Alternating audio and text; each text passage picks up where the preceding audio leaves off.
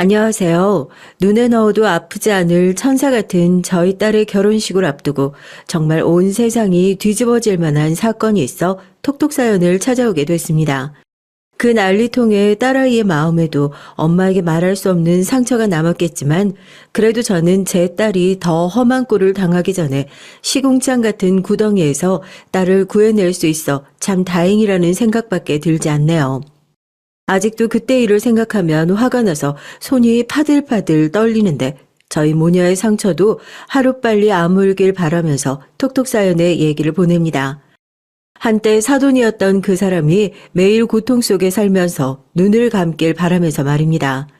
제가 살면서 누군가를 이렇게 미워해 본 적이 있었나 싶었는데 사람이 원래 더 큰 고통을 겪으면 지나간 고통은 자연스럽게 잊게 된다고 하잖아요. 제가 딱 그런가 봐요. 딸의 결혼 전에 제 인생에서 이것보다 더 큰 일은 없을 거다 하는 일을 겪고서도 그새 까먹어버린 걸 보면 말입니다. 저한테도 인생에서 나름 황금기라고 말할 수 있는 시기가 있었어요. 그게 제가 막 결혼을 하고 저희 딸을 낳았던 그때였던 것 같습니다. 저나 남편이나 평범하게 회사 생활하는 사람이었고 뭐 그 어느 한쪽 집안이 기울거나 더하거나 하는 것도 없었고 성격도 비슷하고 왜 부부끼리는 하관이 비슷하면 잘 산다고 그러더라고요. 남편이랑 살기 시작하면서부터는 거울 보면 눈만 가리면 남편이랑 비슷해 보일 정도로 닮아가는 것 같더라고요. 내가 사랑하는 남자와 닮아가고 또 우리 둘을 꼭 닮은 자식을 얻는다는 것 얼마나 행복해요. 남편은 집안에 굉장히 헌신적인 사람도 아니었지만 그렇다고 해서 아빠로서 도리를 하지 않는 사람도 아니었어요. 가끔 시댁과의 사이에서 제대로 중재를 하지 못해 평범한 부부처럼 싸움을 하기도 했지만 다음 날이 되면 퇴근길에 꼭 제가 좋아하는 꽃 한 송이를 사서 들고 와 멋쩍게 사과를 하는 그런 사람. 자기는 세상에서 제가 첫 번째로 좋고 그 다음으로 좋아하는 게 딸이라고 그래놓고 퇴근을 하고 돌아오면 하루 종일 제 딸을 물고 빨고 하는 사람. 무뚝뚝한 아버지 밑에서 자라 학교를 마치고 집에 돌아오면 하루에 아버지랑 말 한마디를 할까 말까 했던 저는 그런 다정하고 살가운 성격의 남편이 너무 좋았습니다. 내가 인생을 살면서 한때 너무나 사랑했던 것들은 무조건 저에게 상처를 주는 것일까요? 남편이 저랑 살면서 뒤로는 그런 끔찍한 일을 벌이고 있을 줄 몰랐습니다. 누가 그러더군요. 남자는 바람 피우는 남자와 바람 피우고 안 걸리는 남자 이렇게 두 부류밖에 없다고요. 저도 알죠. 당연히 그렇지 않으신 분들이 훨씬 더 많다는 것을요. 제가 오죽 남편한테 미운 마음이 여태 많이 남아있으면 그렇겠습니까? 혹시라도 사연을 들으시는 분들께서 제 이런 발언에 열을 올리실까 싶어 미리 겁먹고 말씀드리네요. 예전에 남편이랑 TV를 보고 있다가 TV에서 왜 사랑과 전쟁 이런 프로그램 있잖아요. 뭐 어린 아내를 두고 바람핀 남편에 대한 얘기가 나왔어요. 저랑 남편도 7살 차이거든요. 적지 않은 나이 차이에 그때는 아무것도 모르고 TV에 나오는 사연을 보면서 남편의 어깨를 치며 어떻게 저럴 수가 있냐고 당신은 저러면 어떻게 할 거냐고 물어본 적이 있었습니다. 남편은 정말 대수롭지 않게 제 어깨를 꼭 안아주면서 당신처럼 예쁘고 어린 마누라를 두고 내가 어떻게 바람을 필 생각을 하냐고 그러더라고요. 그 주둥이를 믿는 게 아니었는데요. 전 정말 까맣게 몰랐습니다. 저희 딸이 유치원생이었을 때예요. 금요일부터 해서 남편이 2박 3일로 낚시 여행을 갔다 오겠대요. 원래 남편은 결혼 전부터 친구들이랑 낚시 다니는 걸 워낙 좋아했었는데 결혼을 하고 아이가 생긴 후로는 취미 생활을 거의 안 하고 지냈거든요.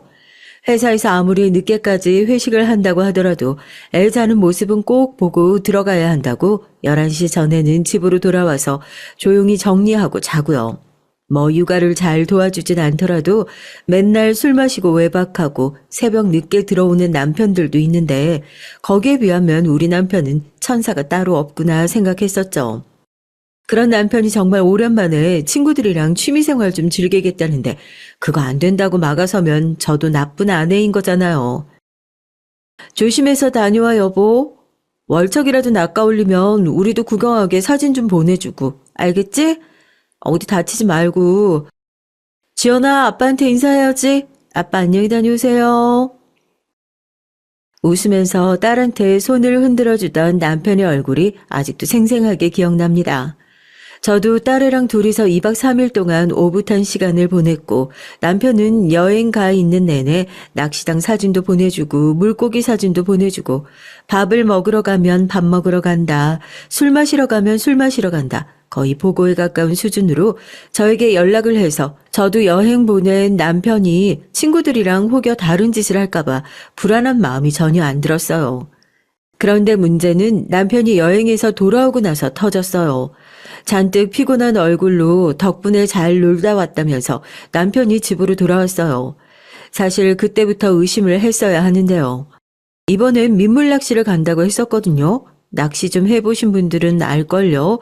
그 흙밭에다가 낚시 가방을 던져놓으니까 그걸 차에 싣기 전에 대충 물티슈로 쓱쓱 닦고 집에 와서 물로 그 밑바닥을 헹궈내야 하거든요. 더군다나 남편이 여행 간 기간 동안에는 비까지 내려서 아마 땅이 더 질척했을 텐데 낚시 가방이 꼭 낚시를 다녀오지 않은 사람처럼 깨끗한 거 있죠?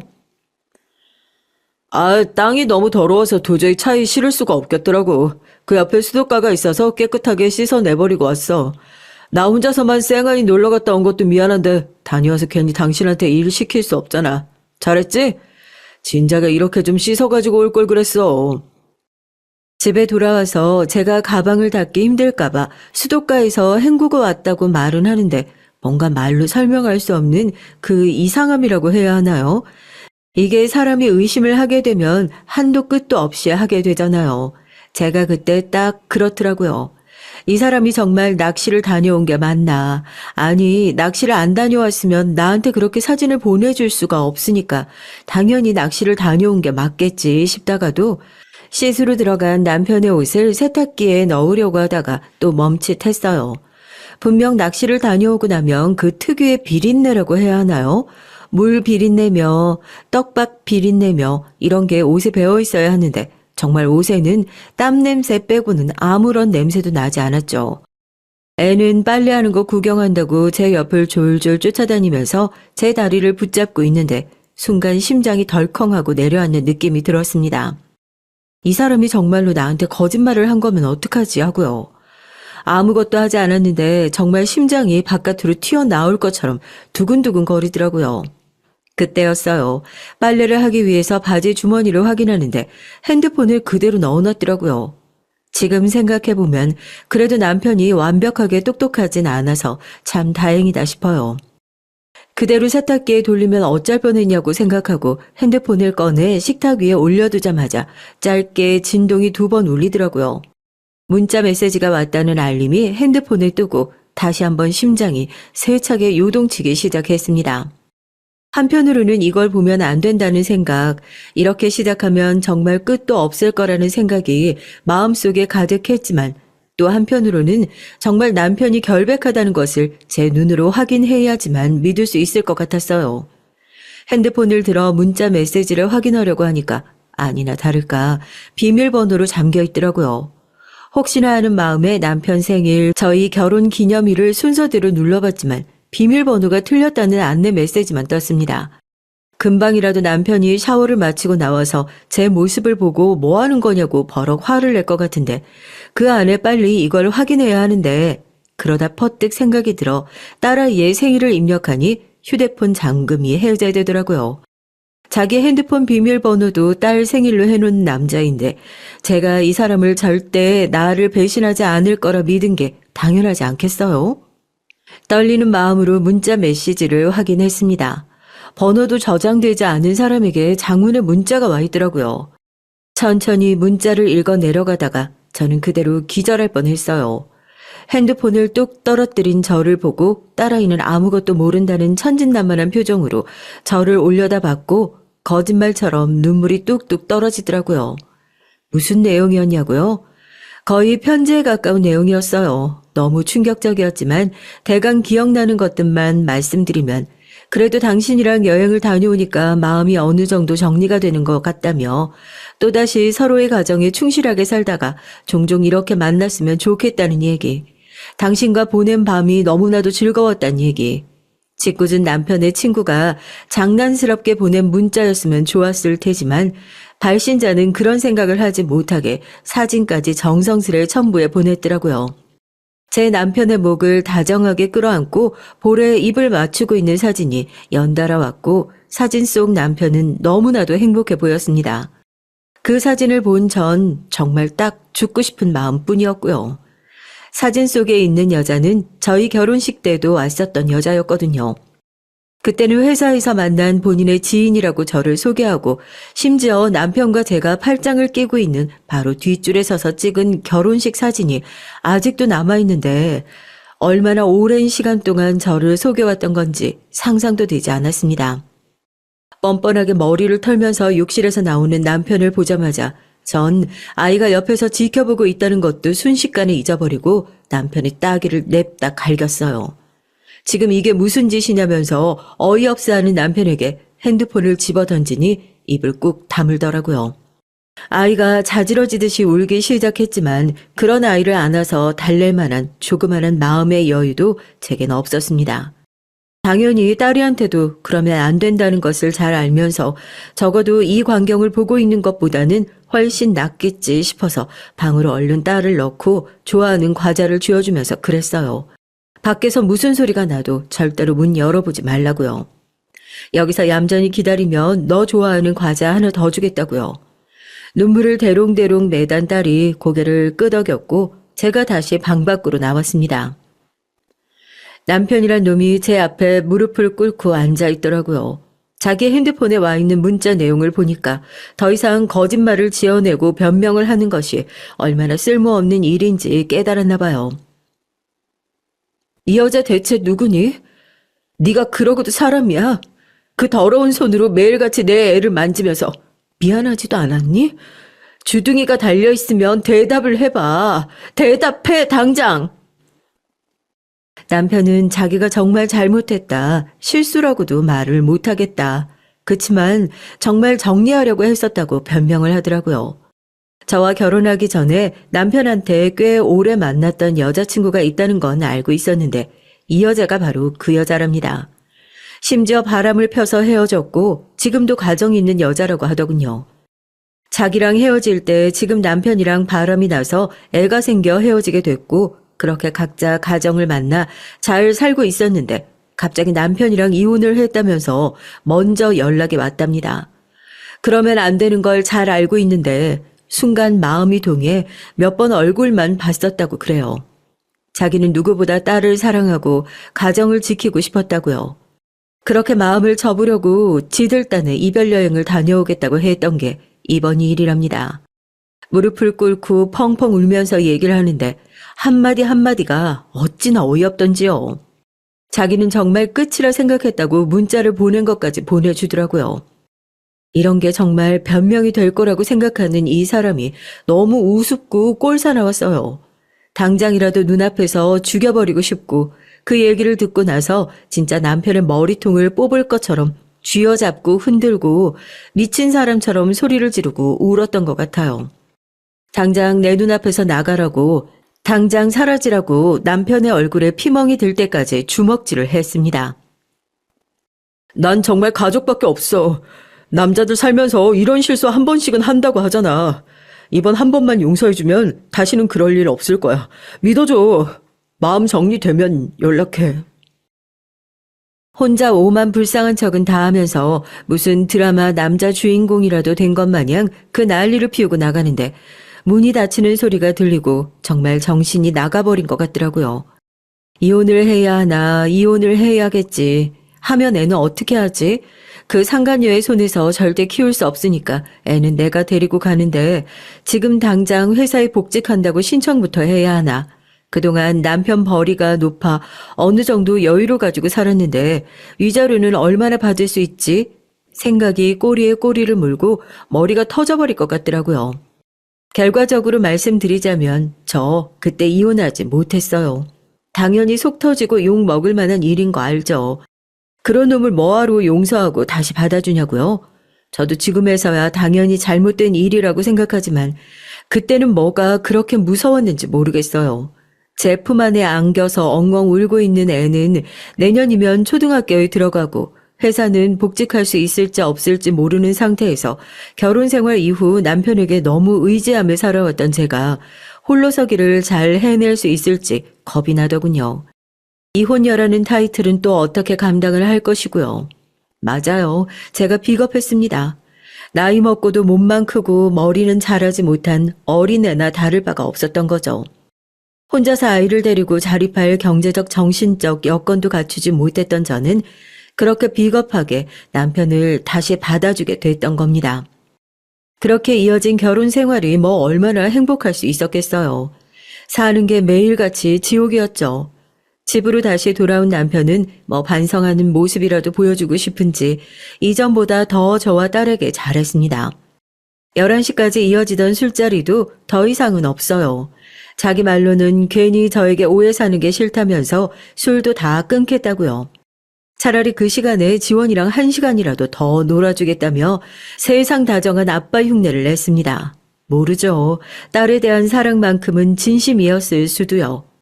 그런데 한번 배신감을 느낀 마음이 어떻게 예전과 같을 수 있었겠어요. 전 집에서 남편 얼굴을 볼 때마다 그때 그 사진 속에서 행복하게 웃고 있던 남편의 얼굴, 글자 하나하나에서 사랑이 넘쳐 흐르던 문자 내용이 떠올라 미칠 것만 같았어요. 아이에게 반쪽짜리 부모가 되어주고 싶지 않다는 생각에 억지로 받아들였던 남편이지만 마음은 받아들이지 못했던 거죠. 자다가 갑자기 일어나서 큰 소리로 소리를 지르고 가슴을 치고 자고 있는 남편의 따귀를 내려치고 이혼을 하기 몇 달 전까지는 정말 그렇게 심각한 상태였습니다. 그 소리에 놀란 딸이 울면서 저희 방문을 두드리면 그제서야 정신 차리고 숨을 고르고 나가서 딸을 안아줬고요. 거의 학대나 마찬가지였죠. 애를 그런 상황에 놓이게 한다는 것 자체가 제정신인 엄마가 아닌데 실제로 그때 당시에 저는 제정신이 아니었다 그렇게 생각이 들어요. 너무 억울했어요. 바람을 핀 건 이 사람이고 아량인지 비겁인지는 몰라도 남편을 받아준 건 전데 왜 저 사람은 항상 멀쩡해 보이고 나만 이렇게 속이 썩어 들어가는 기분일까. 사실 저 사람이 저렇게 뻔뻔하게 웃으면서 자기 딸이랑 놀아주고 있는 건 언제든지 나한테서 딸을 빼앗아 갈 수 있다는 자신감 때문 아닐까? 저희는 보이지 않지만 속으로 엄청난 계산기 하나를 두드리면서 살고 있는 사람들 같았어요. 이왕 사연이니 한번 솔직하게 말씀드려 볼까요? 사실 그땐 제가 이혼을 해주면 저 인간이 애도 없이 바로 그 여자한테 달려가서 행복하게 사는 모습을 봐야 한다는 것도 너무 꼴보기 싫었습니다.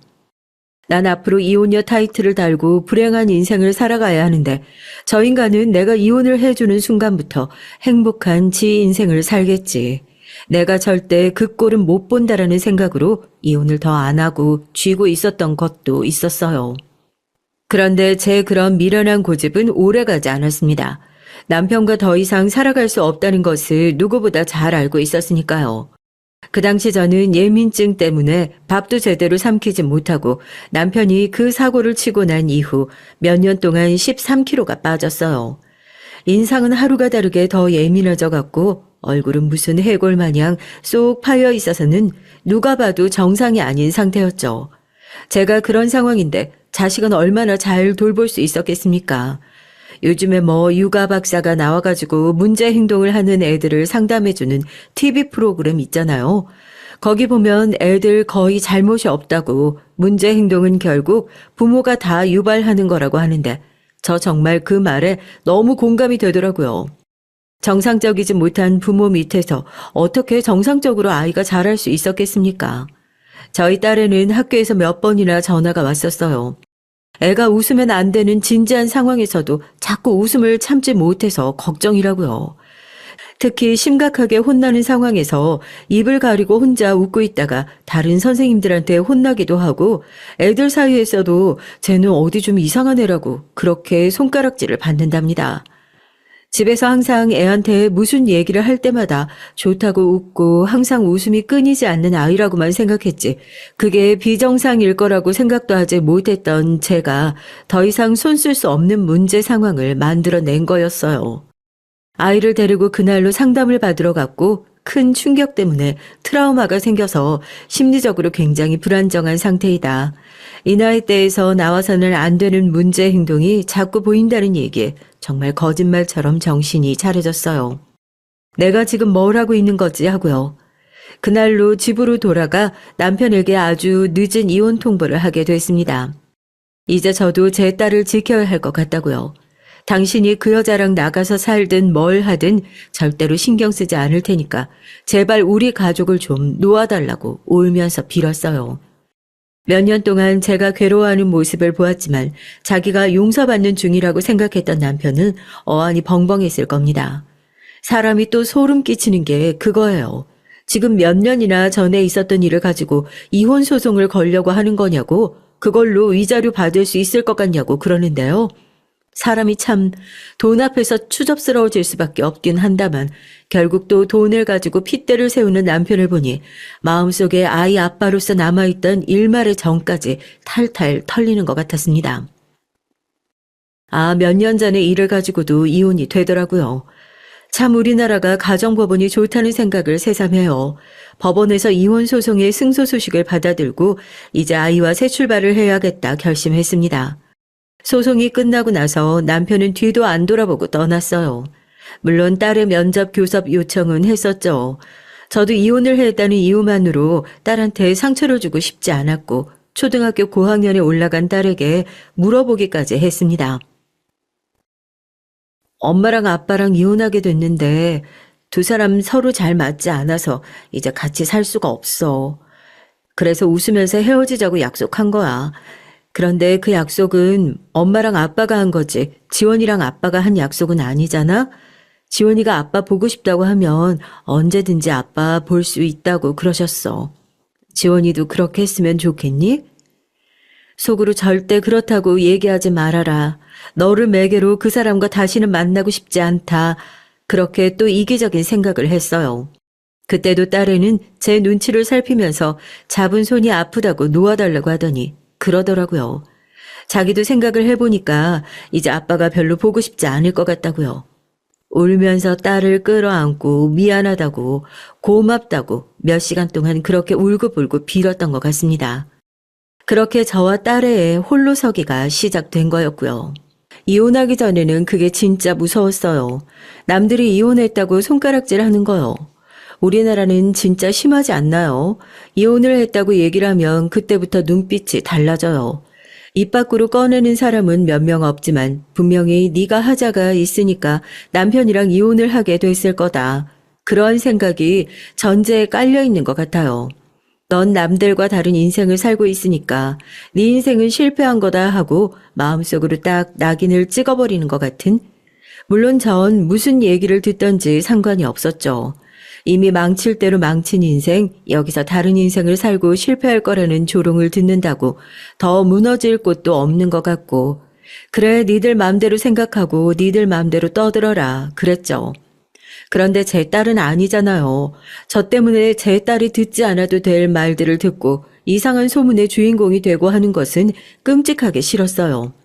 괜히 밖에 나가서 쟤네 집에는 아빠가 없어서 그래 라는 얘기를 듣게 하고 싶지 않아서 애 어렸을 때부터 제가 아빠 역할까지 다 맡아서 하면서 지냈던 것 같아요. 직장도 다시 복직했고 제가 퇴근하고 나면 애가 집에 혼자 있어야 하니까 거의 밤 늦게까지 학원으로 보내기도 했고요.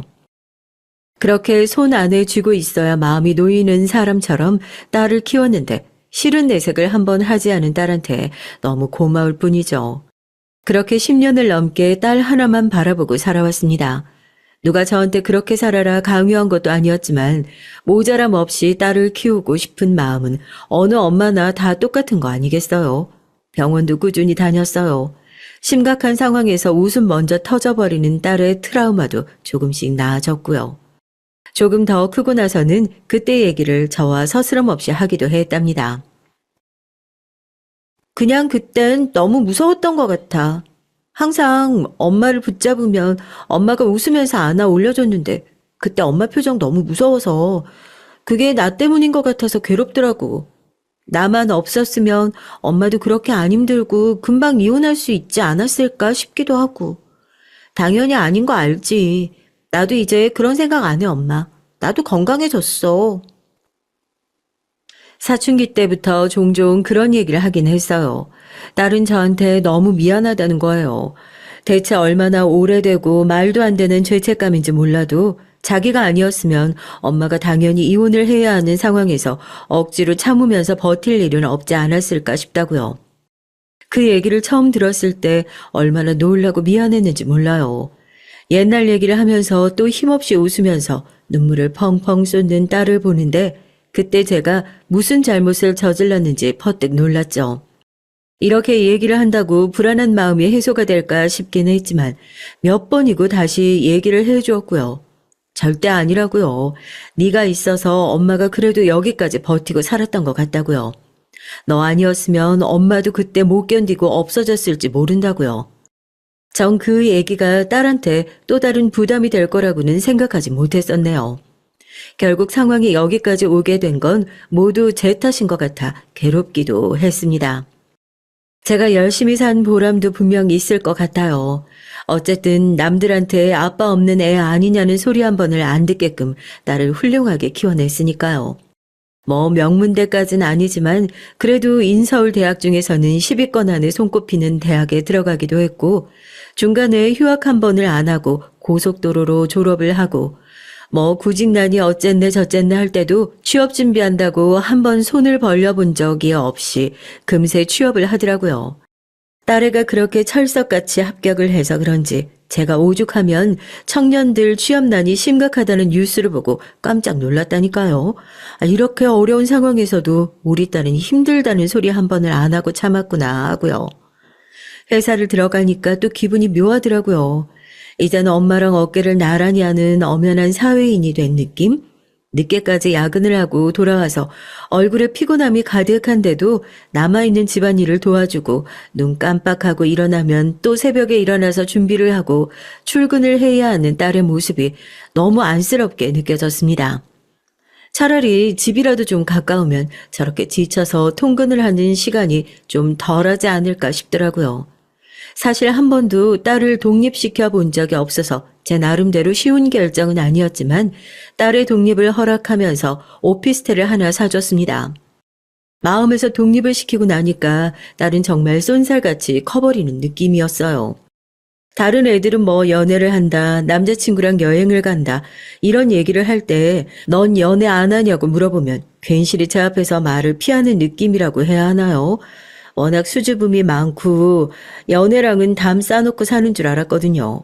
저희 집에 있을 때까지만 하더라도 통근하면 거의 3시간이 훌쩍 지나가 버리는데 뭐 남자친구를 사귀더라도 데이트할 시간이나 제대로 있었겠어요. 하루는 반찬을 가져가려고 딸한테 연락을 해서 지난번에 준 빈 반찬통을 뚫레뚫레 들고 들어온 딸이 뭔가 말을 할까 말까 계속 망설이는 눈치더라고요. 엄마한테 할 말이 있냐니까 대뜸 저한테 그래요. 엄마, 나 좋은 사람 만나면 결혼해도 괜찮을까? 정말 좋은 사람이거든. 혹시나 오해하실까봐 싶어 덧붙이자면 전 한 번도 이혼하고 나서 딸한테 결혼을 하지 말라 얘기한 적이 없어요. 제 이혼이야 제가 잘못 산 것에 대한 대가일 뿐이고 제 실패가 딸한테도 이어질 리가 없는데 설마 그렇게 잡들이를 했겠어요. 당연히 저도 다른 엄마들과 마찬가지로 우리 딸이 본인은 사랑해주는 좋은 집안에 가서 호강하고 사랑받으면서 그렇게 살길 엄마가 다 받지 못한 사랑 딸만큼은 넘치게 받으면서 살길 누구보다 바랐는걸요.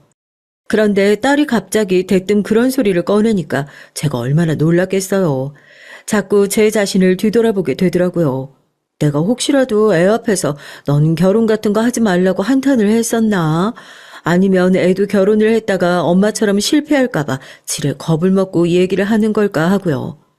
제가 웃으면서 딸을 조용히 앉히고 말없이 안아줬습니다. 결혼을 해도 괜찮을까 그걸 엄마한테 물어봐서 뭐하게.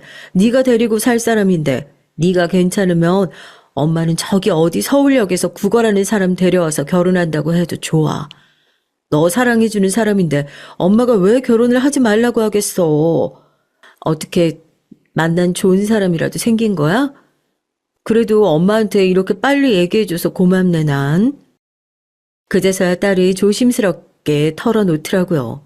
회사에서 일을 하다 만난 사람인데 거기는 아버지가 일찍 돌아가셔서 우리처럼 홀어머니 모시고 사는 집이라고 하더라고요. 솔직히 저도 이혼해서 혼자 사는 마당에 홀어머니 싫다는 소리는 차마 못하지만 그래도 딸 시집 보내는 엄마 입장에서는 그럴 수도 있잖아요.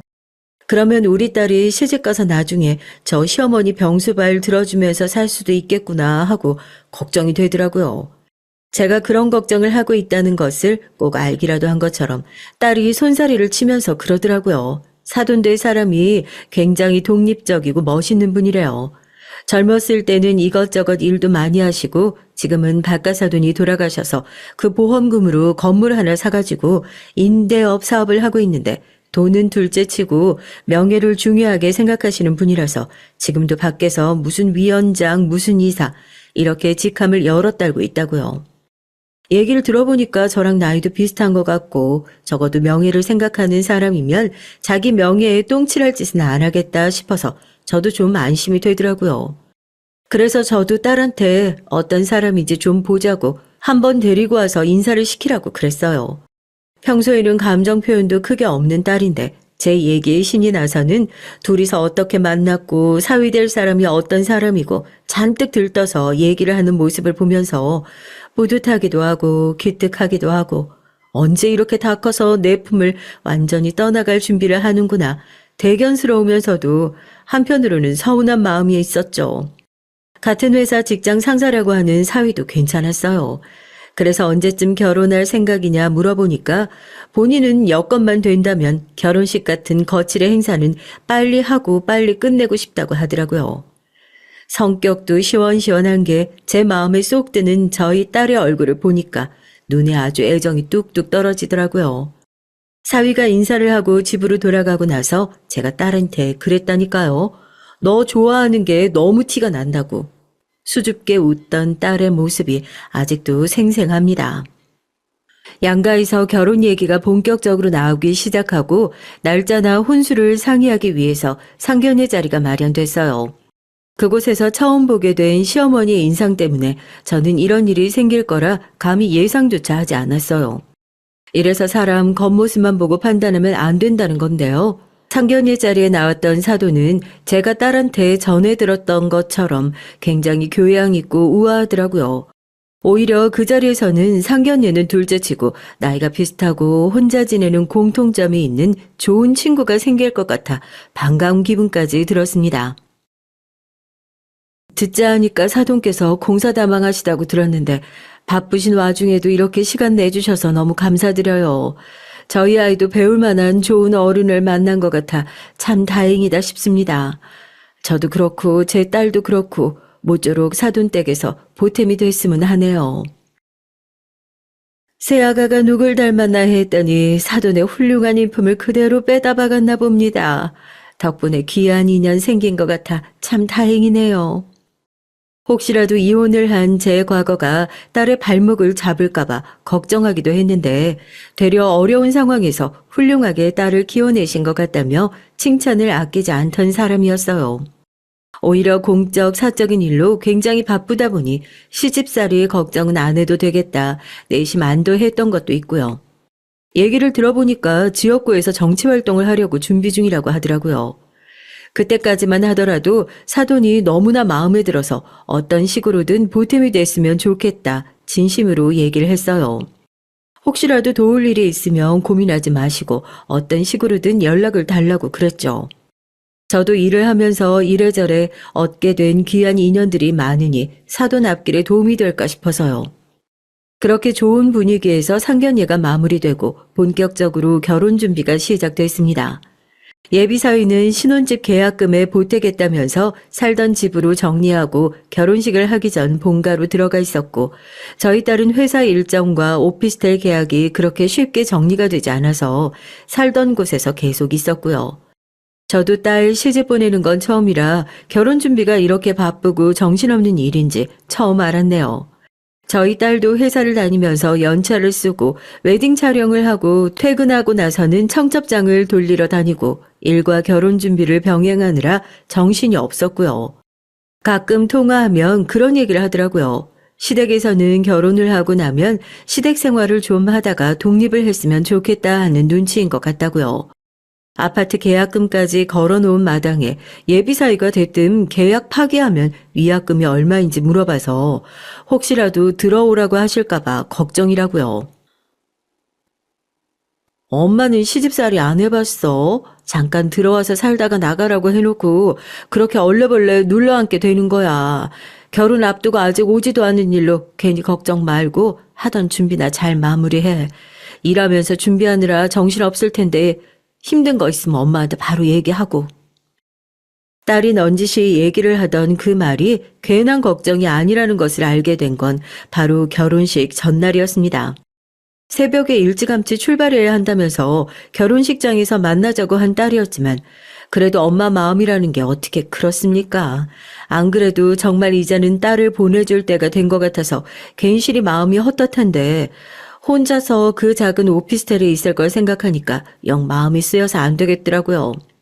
아침에 운전이라도 해줘야겠다는 마음으로 점심을 먹고 나서 딸의 집으로 차를 몰고 달려갔습니다. 엄마의 깜짝 방문에 딸도 놀라긴 했지만 내심 좋아하는 눈치더라고요. 딸이랑 누워서 이런저런 얘기를 하다가 내 품을 떠나가는 느낌에 울컥 감정이 솟구쳐서 딸 몰래 눈물을 찍어내기도 했어요. 내일 새벽부터 화장하려면 그래도 오늘 피부 관리라도 좀 해야 되는 거 아니야? 엄마랑 지금 마사지 샵이라도 한번 다녀올래? 마사지는 괜히 안 받던 사람이 호사 누린다고 피부 놀라서 뒤집어질라. 엄마 그러지 말고 나가서 팩 하나만 사다 주면 안 돼? 오랜만에 둘이 누워서 팩이라도 한번 하게. 딸애가 한참 어렸을 때 제가 마스크팩을 하고 남은 화장품을 얼굴에 발라주곤 했었는데 그 생각이 났나 봐요. 그러면 씻고 준비하고 있으라고 얘기를 하고 얼른 집 앞에 화장품 가게를 다녀왔죠. 그래도 이렇게 와서 딸이랑 마지막으로 추억을 좀 쌓을 수 있겠구나 하고 발걸음을 제게 눌려 다녀왔는데 집으로 돌아오고 나서 제가 본 광경은 충격 그 자체였습니다. 처음에는 문 밖으로까지 시끄러운 소리가 새어나오길래 그 사이에 텔레비전이라도 틀어놓은 건가 했는데 문을 열고 들어가니 도어락 소리는 들리지도 않을 정도로 큰 소리로 화를 내고 있더라고요. 그 교양 넘치던 사돈이요. 저희 딸한테 삿대질까지 해가면서요. 예, 내가 너한테 멍만금을 해오래. 뭘 해달래. 딱 봐도 빌빌거리는 집안 가둬졌으면 감사한 줄 알아야지. 네가 어떻게 우리 아들을 구워 삶았으면 합가기 싫다고 애가 그런 소리를 해. 일주일에 3번씩 밥 먹으러 오라는 게 뭐 그렇게 어렵다고, 응? 시댁은 학교야. 너 학교 다닐 때 결석하니? 시댁에서 출석 도장 하나 제대로 못 찍겠다는 애를 내가 뭐가 좋다고 며느리로 들여야 하는 거야? 당장 내일 결혼식 확 엎어버리고 마음 같아서는 우리 애 다른 데 장가 보내고 싶다. 잘난 거 하나 없는 것들이 요새는. 내가 결혼했다고 우리 아들 너 따위 것한테 뺏길 것 같아? 꿈 깨! 얘기를 들어보니 딸의 걱정이 맞더라고요. 사돈은 합가가 본인 뜻대로 이루어지지 않는 것 같자 집에 들어온 본인 아들을 붙잡고 울며 겨자 먹기로 독립은 시켜주되 결혼하고 나면 무조건 시댁에 일주일에 3번씩은 와서 저녁을 먹고 가라. 하루는 자고 가야 된다. 되도 않는 고집을 피웠나 봅니다. 또 그 와중에 예비사위는 저희 딸 핑계를 대면서 새댁이 그러면 너무 힘들지 않겠냐고 방어적인 태도로 나왔고 사돈은 그 얘기를 듣고 저희 딸이 아들을 꼬드겨서 지금 아들이 본인한테 반기를 드는 거다 생각을 하고 세상에 결혼식 전날 저희 딸을 찾아와서 그렇게 폭언을 퍼붓고 있었던 거예요. 기가 막혀서 당장 쫓아가 뜯어 말리려고 했는데 순간 사돈이 저희 딸의 뺨을 확 내려치는 게 아니겠어요. 반사적으로 몸이 먼저 뛰어나가더라고요. 제가 딸의 집에 와보지 않았으면 무슨 일이 일어났을지 아찔하더군요. 당장이라도 사돈의 뺨을 올려붙이려고 했지만 딸애가 저를 붙잡고 그럽니다. 내일이 결혼이라고요. 한 번만 참으라고요. 자기가 잘못한 거 맞다고요. 세상에 제 딸이 잘못한 게 어딨어요. 눈물을 뚝뚝 흘리면서 제 손을 붙잡고 있는 딸의 손이 덜덜 떨리는 게 느껴졌어요. 기가 막히더라고요. 사돈도 그제서야 본인이 무슨 짓을 했는지 깨달은 사람처럼 저한테 결혼 앞두고 서로 오해 만들지 말자면서 제 등에 뒤에 숨은 딸을 끄집어내서 미안하다고, 본인이 순간 화가 나서 그랬다고 그제서야 사과를 하더라고요. 속이 부글부글 끓었죠. 당연히 이 결혼은 이제 내가 나서서 말려야겠다, 그렇게 생각했습니다. 자기가 뭘 잘못했는지도 모르고 앵무새처럼 미안하다는 소리만 반복하는 사돈에게 그랬어요. 오늘 일은 나중에라도 큰 대가를 치르게 될 거라고요. 그렇게 딸애를 데리고 그 집에서 나와버렸습니다. 사과를 한다고 그런 일을 겪고도 그냥 넘어가는 제가 이상해 보이시죠? 안사돈도 아마 그랬을 거예요. 더 난리를 피울 줄 알았는데 생각보다 조용하게 넘어가는 걸 보니까 문제 삼지 않으려나 보다. 아니요, 전 더 크게 문제 삼을 생각으로 그 집에서 나왔습니다. 삼보 전진을 위한 일보 후퇴라고 해야 할까요? 우선 일주일 후에 결혼식장에 올라가야 할 딸 얼굴에 생착이라도 났을까봐 바로 병원에 데리고 가서 진단부터 받았어요. 그리고 집으로 돌아와서 딸이랑 몇 시간 동안 얘기를 했던 것 같아요. 왜 엄마한테 이런 사정을 말하지 않았냐, 엄마가 그렇게 못 믿었냐, 밤새 얘기를 하면서 딸이랑 저랑 부둥켜 안고 울고불고 했던 것 같습니다. 결혼식 하루 앞두고 이게 무슨 일이냐고 늦은 밤이 되니 사돈에게 얘기를 들었는지 사위도 찾아와서 무릎을 꿇고 빌더군요. 한 번만 용서해달라고요. 차마 용서하겠다는 얘기가 입에서 떨어지지 않더랍니다. 딸도 혼자서 시간을 좀 보내고 싶다고 해서 도로 혼자 놔두고 전 집으로 돌아왔어요. 결혼식까지 이제 하루도 채 안 남은 시간 피가 쩍쩍 마르더라고요. 이게 정말 옳은 행동일까 고민도 많이 됐고요. 하지만 제 딸이 자기 스스로 불구덩이에 들어가는 게 보이는데 엄마로서 그 등을 떠밀 수가 없었어요. 제 팔이 타서 떨어지는 한이 있더라도 딸을 끄집어내서 구해줘야죠. 그렇게 저는 복수의 칼날을 갈기 시작했습니다. 밤새 지인들에게 전화를 하느라 잠 한숨을 자질 못했어요. 그렇게 대망의 결혼식 날 아침이 밝아왔습니다. 새벽에 사위에게 연락을 했고요.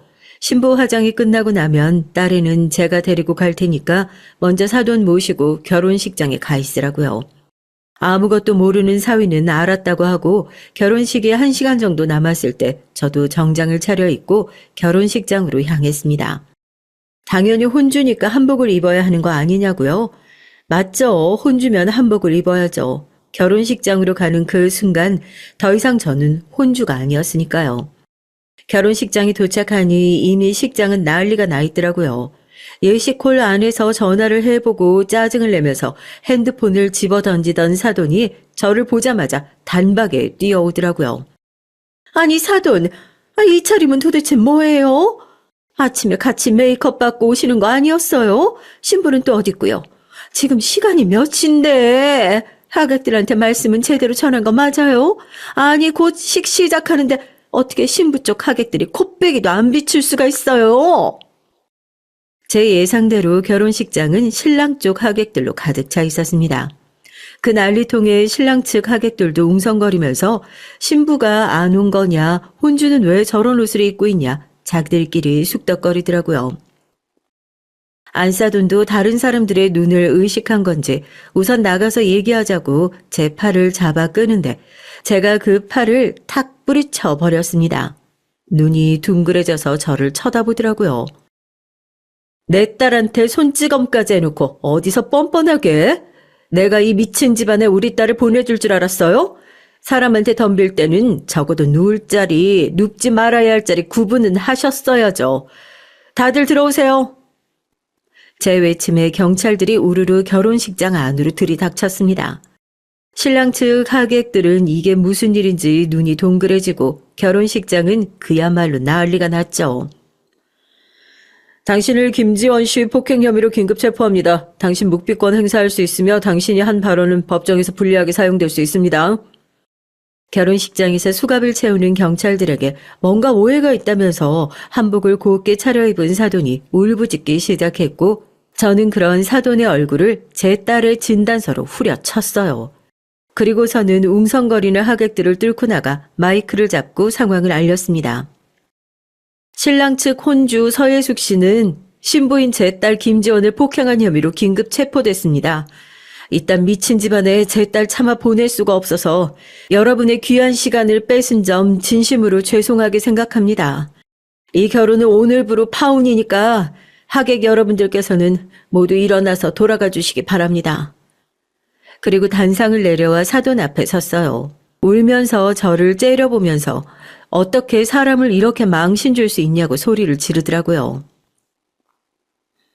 그럼 내가 이 망나니 같은 집구석에 우리 딸을 순순히 내어줄 줄 알았니? 뭐? 너 같은 철면피가 정치를 해? 지역구 선거에 나가? 여러분 똑똑히 보세요. 이 뻔뻔한 인간이 제 딸이 독립하겠다는 이유 하나만으로 제 딸 뺨을 때린 인간입니다. 앞에서는 세상 좋은 시어머니인 척하고 뒤에서는 제 딸을 못 잡아먹어서 안달이었던 이 사람이 정치계로 입문하면 우리 지역구 망하는 건 시간 문제예요. 이 여자 얼굴 똑똑히 봐두세요. 나중에 우리 지역 살림 말아먹을 인간이니까요. 이게 다 어떻게 된 일이냐고요? 아무리 생각해도 이렇게 순순히 딸을 시집 보냈다가 저 집에서 어떤 심한 꼴을 당할지 심란하더라고요. 딸애를 다시 집으로 불렀습니다. 이런 결혼 네가 정말 하고 싶은 게 맞냐고요. 딸도 펑펑 울면서 고개를 저어요. 아무리 예비사위를 사랑하더라도 이런 취급 받으면서 평생 살 수 없을 것 같다고요. 제가 딸을 안아주면서 그랬습니다. 네가 싫다고 한다면 엄마는 언제든지 널 지켜낼 거라고요. 그렇게 저는 딸을 병원으로 데리고 가서 얻어맞은 얼굴을 보여주고 진단서를 끊어놓고 내일 결혼식장에 오기로 한 하객들에게 하나하나 전화를 돌렸어요. 사정을 전부 다 얘기를 하진 않았지만 내일 결혼식에 오지 않는 것이 우리 딸 살리는 길이다. 그 집안이 우리 딸 잡아먹게 생겨서 내일 사람들 다 보는 앞에서 파혼하고 망신 줄 거다 얘기를 하고 오기로 한 하객들을 전부 물렸습니다. 그리고 딸애는 집에 놔두고 제가 나선 거예요.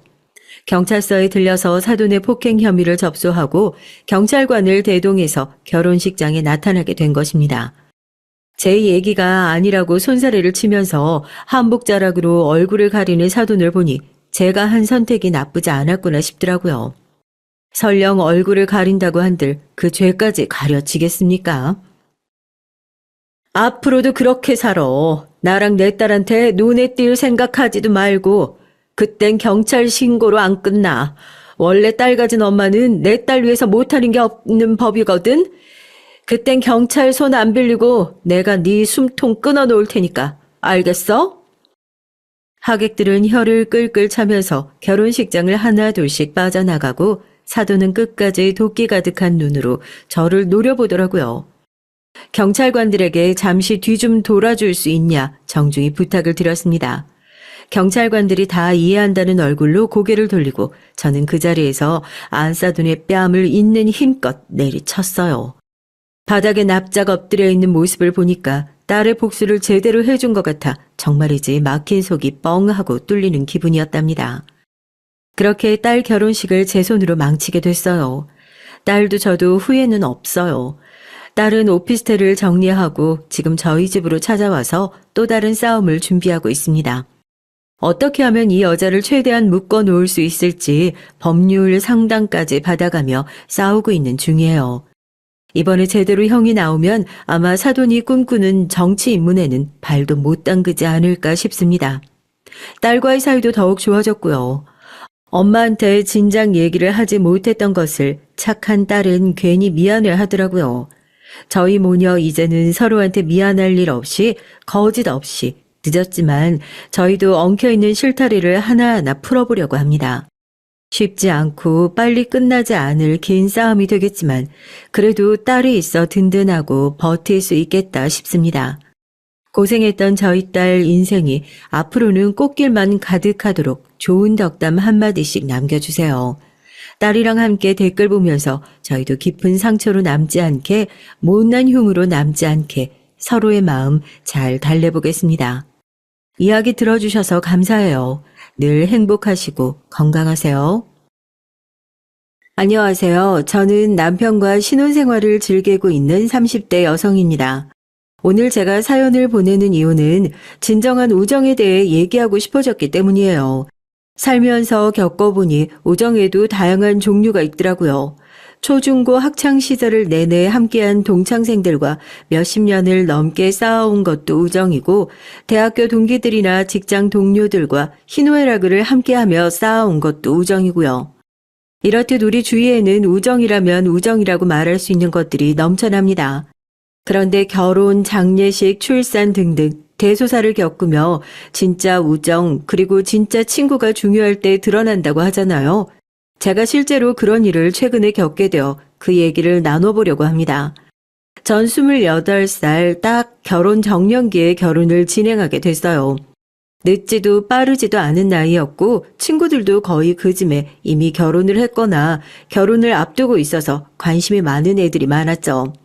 그러다 보니 친구들은 만나면 관심사가 온통 결혼 얘기로 흘러가지 않겠어요?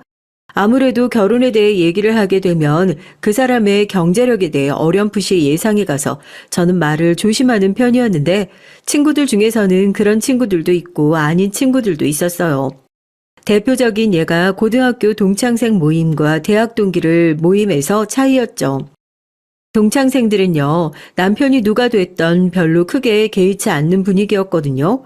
그도 그럴 게 결혼을 한 애들 중에는 동네에서 같이 나고 자란 남자 동창생과 결혼을 한 애도 있었고, 나이 차이가 많이 나는 지방에 시집을 간 친구도 있었고요.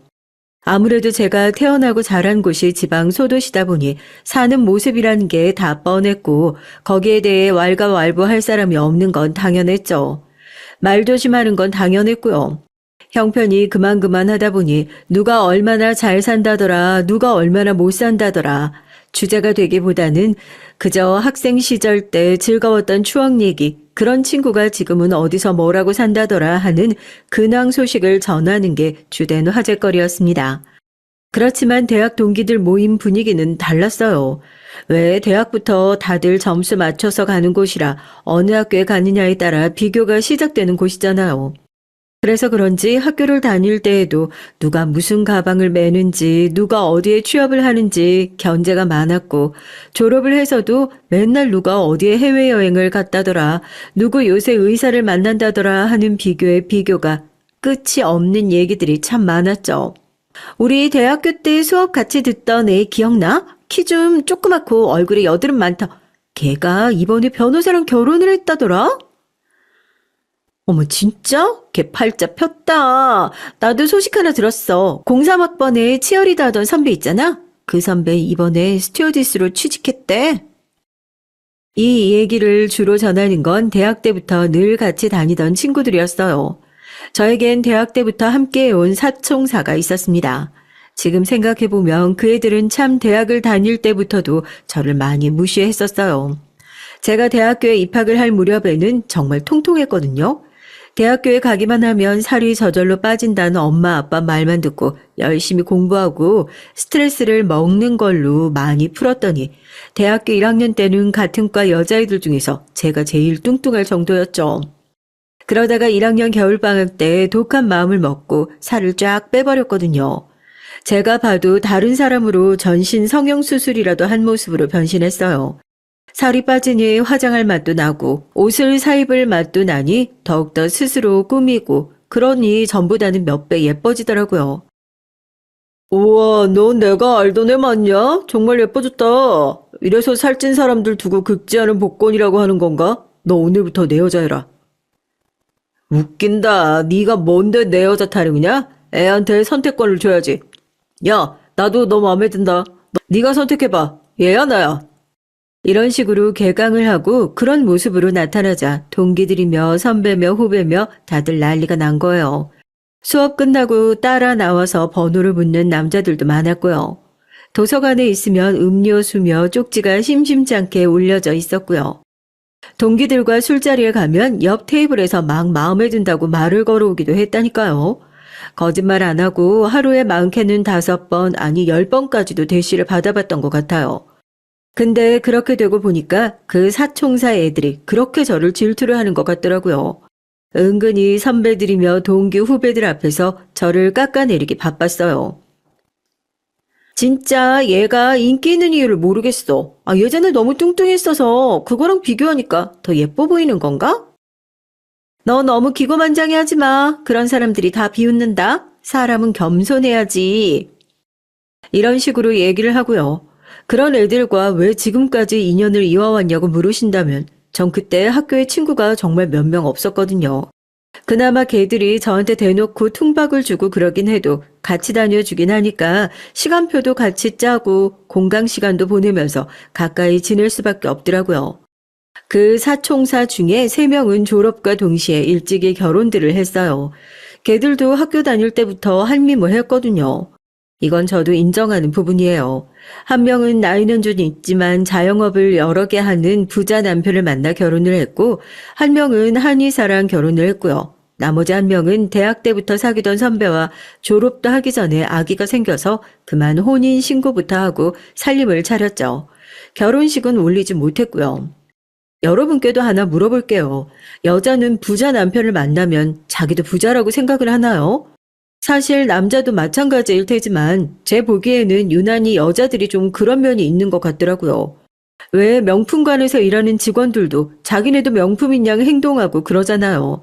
함께 하는 동료가 잘 나가면 자기도 같이 잘 나가는 줄 안다든지, 사귀는 남자가 잘 나가면 자기도 동급이라고 착각한다든지 하는 일이 종종 있었던 것 같아요. 왜 그 얘기를 하냐면요. 제 친구들이 딱 그런 애들이었거든요.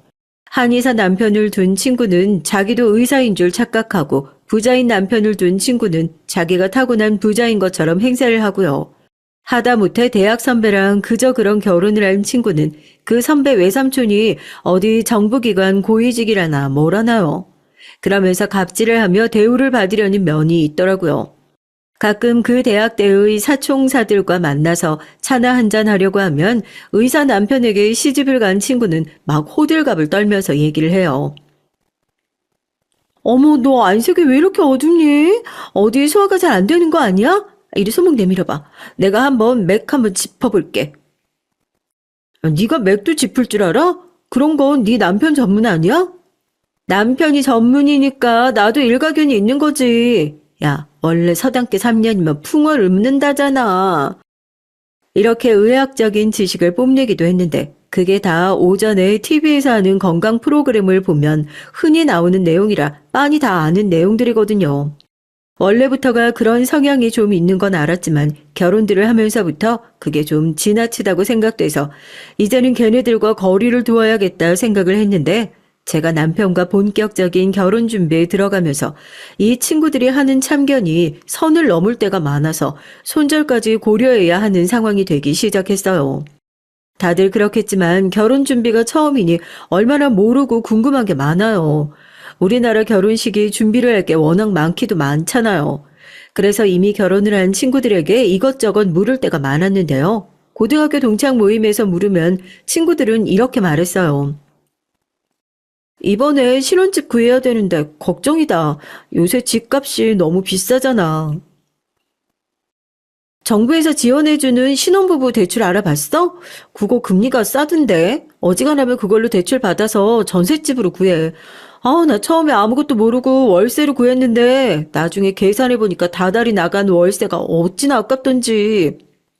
맞아. 그리고 전세하더라도 빌라 전세는 조심해야 돼. 빌라 깡통 빌라도 많아서 보증금 떼이기 쉽다더라고. 그래도 네가 서울로 대학까지 가서 자취하면서 우리보다는 더 베테랑일 텐데 우리가 너무 아는 척했나?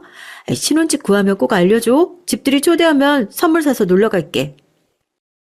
고등학교 동창들은 현실적인 조언들을 해주고 진심 어린 걱정과 따뜻한 말들을 해주는 반면 대학교 동기들은 아주 다른 얘기를 했어요. 야, 집은 무조건 남자가 해오는 거 아니야? 그리고 최소 30평대 브랜드 아파트 정도에서는 시작해야지. 그래야 혼수를 채워도 채울 맛이 나지, 안 그래? 그래, 결혼할 땐 무조건 시댁에서 받을 거 많이 받아내고 너희 친정 부모님한테도 섭섭치 않게 해달라고 해. 처음부터 그렇게 받아야 나중에도 지원 팍팍 해주시지. 안 그럼 나중에 국물도 없다. 아주 욕심들이 그득그득해서 어떻게든 남편, 시댁 그리고 친정에게 돈을 빼먹을 수 있는지 그 알뜰한 요령들을 설명을 잔뜩 해주더라고요. 그뿐만이 아니었어요. 결혼식 스냅 사진은 야외에서 하는지 실내에서 하는지 해외에 나가서 찍는 건 없는지 신혼 가구는 어느 브랜드에서 하는지 예물은 얼마나 하는지 명품백은 어디 걸 받았는지 신혼여행은 어디로 가는지 등등 궁금한 것도 많고 참견하고 싶은 것도 많아 있는데 그게 다 웬 줄 아세요? 본인들이 얼마나 잘난 결혼을 했고 잘 살고 있는지 비교를 하면서 자랑들을 하고 싶어서였어요. 이번에 신혼여행은 어디로 가기로 했어? 글쎄, 아직 안 정했는데 동남아 쪽 한번 가볼까 해. 야, 신혼여행일수록 비싸고 화려한 데를 가야지. 동남아 가서 뭐니? 촌스럽게. 거기 다 빈민가고 못 사는 동네로 재미도 없어, 야. 난 신혼여행 어딜 갔었는지 알아? 하와이로 15박 16일 갔었다고. 아, 얼마나 황홀하고 재밌었는데. 그거 알아? 거기 차들은 운전석에 오른쪽에 있다? 에게게, 겨우 하와이? 난 미국 한 바퀴 쫙 돌았는데 라스베가스에서 간 카지노에는 내가 크게 잭팟 터트려서 샴페인 한 잔씩 돌리고 막 그랬다. 이런 식으로 은근히 자기들을 과시하기 바쁘더라니까요. 혼수나 예물도 마찬가지였어요. 결혼 반지는 어디서 있어? 나 결혼할 때 오빠랑 대판 싸웠던 게 결혼 반지 때문이었잖아. 글쎄 결혼 반지를 종로에 가서 맞추자는 거야. 내가 진짜 어이가 없어가지고 우기고 우겨서 까르띠에 커플링 받아내긴 했는데 진짜 힘들었다니까. 절대 보석이나 명품백은 양보하지 마. 알았지? 심지어 결혼식이 얼마 남지도 않았는데 의사 남편을 둔 친구는 제 결혼을 말리는 듯한 발언을 하기도 했어요. 너 지금이라도 결혼 다시 생각해봐야 되는 건 어때? 솔직히 나 말만 들으면 너네 예비신랑 사람은 참 괜찮지, 착하고 너한테 잘하고. 근데 네 남편 능력은 별로 없잖아. 아직도 합격 기다리고 있다며? 결혼식 바로 직전에 발표가 난다며. 내가 봤을 땐 너 그 남자랑 결혼하면 딱 봐도 평생 맞벌이 하면서 살아야 되는 팔자야. 그런 사람이랑 애까지 낳고 살아봐라. 야, 남자가 경제 능력이 없으면 같이 고달파지는 거야. 너도 다른 여자아이들처럼 애 낳고 몸 회복도 안 됐는데 복직해서 맞벌이 하고 싶어? 게다가 애는 어린이집이며 남의 손에 맡겨놓고 여자가 돈도 벌고 살림도 하고 그게 보통 쉬운 일이냐고. 이 결혼 늦기 전에 다시 한번 생각해봐. 전 정말 기분이 나빴어요. 맞아요. 남편은 당시 공무원 시험을 보고 있었고 1차 합격을 하고 면접까지 보고 마지막 합격 발표만을 기다리고 있었죠. 그런데 발표를 하기도 전에 초를 치는 것도 아니고 합격을 한다고 해도 제 결혼 생활이 마치 불행할 것처럼 감나라 배나라 하는 게 너무나 어이가 없었어요. 그래서 저도 쏘아붙여줬죠. 야, 아무리 돈이 좋다지만 그래도 난 너처럼 사랑 없는 결혼은 못하겠어. 너, 네 남편 순전히 조건 보고 결혼한 거잖아. 내가 너 대학 때 어떤 스타일의 남자친구 만나고 다녔는지 뻔히 아는데 네 남편 솔직히 나이도 많고 배도 나온 데다가 대머리까지. 외모 가지고 말할 건 아니지만 난 그런 결혼은 정말 못하겠어. 너는 너대로 원하는 남편 만나서 잘 살고 나는 나대로 내가 사랑하는 남자 만나서 잘 살면 그만이지. 왜 남의 결혼식에 참견질이야? 기분 나빠서 너네랑은 이제 더 못 만나겠다. 앞으로 연락하지 마. 그렇게 저는 친구들에게 절교를 선언하고 집으로 가버렸어요. 걔네랑 손절하고 나니까 결혼 준비도 일사천리로 진행이 되는 느낌이 들었습니다. 신혼집도 마음에 드는 집으로 잘 구경했고 결혼을 앞두고 남편이랑 막 대판 싸우고 그러는 경우도 많다던데 저희는 의견도 잘 맞고 손발도 착착 잘 맞아서 큰 문제 없이 결혼식 준비를 잘 해냈죠. 그리고 대망의 결혼식 날이 밝아왔습니다. 조금 긴장도 되더라고요. 신부 대기실에 앉아 하객들을 맞이하고 있는데 예상치 못한 인물들이 등장해 제 두 눈이 휘둥그레졌어요. 글쎄 초대하고 싶지도 않아서 청첩장을 주지도 않았는데 대학 동기들이 결혼식에 참석한 겁니다. 야, 넌 아무리 삐졌어도 그렇지 이제 우리 안 볼 거야? 청첩장도 안 주고 섭섭하다 얘. 그래도 우리가 이렇게 축하해주러 왔어. 고맙지? 그래, 너도 우리 결혼식 와주고 축의금도 냈고 했는데 찝찝해서라도 그건 갚아야지. 나중에 뒷말 나면 좀 그렇잖아? 아무튼 나도 축하해. 축하인지 비꼬는 말인지 아무튼 축하 인사를 건네는 애들 옆에서 의사 남편을 둔 친구는 셀쭉하게 서 있기만 하더라고요. 입을 막 삐죽거리면서 저럴 거면 초대도 안 한 남의 결혼식에 참석은 왜 했는지 저도 쳐다보기 싫어서 눈길도 주지 않았습니다. 결혼식을 마치고 남편과 함께 피로 현장을 돌아다니며 하객분들에게 인사를 하고 있을 때였어요. 걔네도 한 테이블에 둘러앉아 밥을 먹고 있더라고요. 한 명 한 명 감사하다고 인사를 하고 다니는데 걔네만 쏙 빼놓는 것도 좀 그렇고 그래도 어쨌든 그렇게 싸우고 헤어지고 초대도 안 했는데 기왕 여기까지 시간 내줘서 온 걔들 기특하기도 하고 그래서 거기에도 남편과 인사를 하러 갔죠. 와줘서 고마워. 덕분에 결혼식 잘 마쳤네. 아, 여기 이분들은 누구셔? 처음 뵙는 것 같은데. 내 대학 동기들이야. 인사해 얘들아, 여기 내 남편. 안녕하세요. 말씀 많이 들었어요. 축하드려요. 앞으로 행복한 일만 남았네요. 어색하게나마 남편도 소개를 시켜주고 인사를 나누고 있는데 갑자기 의사 남편을 둔 친구가 입을 열었고 순간 저는 차갑게 얼어붙고 말았어요. 어머, 안녕하세요. 말씀 많이 들었어요. 결혼 전에 공무원 시험 준비 중이시라고 들었는데 합격은 하신 거죠? 예? 네. 합격했습니다. 축하해 주셔서 감사합니다. 어머나 겹경사네요. 취직에 결혼까지. 근데 듣기로 9급 공무원이라던데 맞아요? 그것도 요새 고시라고 그렇게 오래 준비를 하나 봐요. 고생 많으셨어요. 그나저나 9급 공무원이면 말단 중에 말단 공무원인 거죠? 공무원 월급이 참 박봉이라고 들었는데 한 달에 한 200은 받는 거겠죠? 남편은 그 얘기를 듣자마자 얼굴이 빨개졌고요. 걔가 얼마나 작정하고 크게 말했는지 순간 피로 현장이 싸하게 조용해지는 느낌까지 받았다니까요. 전 황급히 상황을 수습하려고 했어요. 예, 넌 무슨 결혼식에서 그런 얘기를 해? 초면에 그런 걸 묻는 건 실례지. 너네 술 한 잔씩들 했어? 취했나 봐. 어머 자기야, 저기 우리 회사 사장님도 오셨다. 저기로 인사하러 가야겠다. 그럼 맛있게들 먹고 가. 내가 신혼여행 다녀와서 연락할게. 거기서 시댁 어르신분들, 제 가족과 친척들, 하객들도 많은데 막 따지고 얼굴을 붉히고 싸울 순 없잖아요. 도망치듯이 남편의 손을 잡고 그 자리를 벗어나는 게 급선무였어요. 자리를 뜨면서 언뜻 보니까 의사 남편을 둔 친구 얼굴 표정이요. 아주 고소하고 후련해 보이는 거예요. 한 방 먹였다 이런 느낌? 아주 작정을 하고 온 거죠, 얘들이. 걔네 때문에 전 신혼 첫날 밤부터 남편에게 아주 굽신굽신 사과를 해야 했습니다. 자기야 미안해. 걔네가 원래 학교 다닐 때부터 날 질투하고 그러긴 했어. 그래서 멀리하려고 했고 결혼식에도 초대 안 한 건데 어떻게 알아가지고 나한테 안갚음을 하네. 자기한테까지 피해가게 해서 미안해. 아니, 안 그래도 내가 열이받아서 진짜 걔네 뭐야? 진짜 말을 해도 너무 막말들을 하더라고. 당연하지. 걔네는 다신 상종하지 마. 진짜 생긴 것부터 기분 나쁘더라.